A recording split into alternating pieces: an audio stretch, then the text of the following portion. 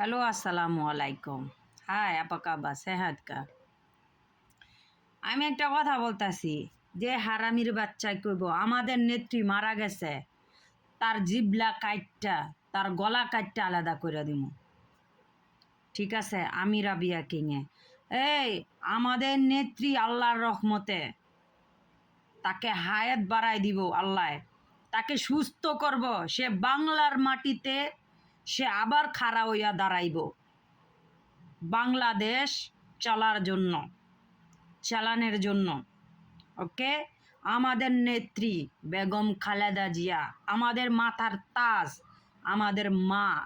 মা তোমায় সেলুট, মা তোমার জন্য দোয়া করি, আল্লাহ তোমাকে হায়াতে বাঁচায় রাখুক।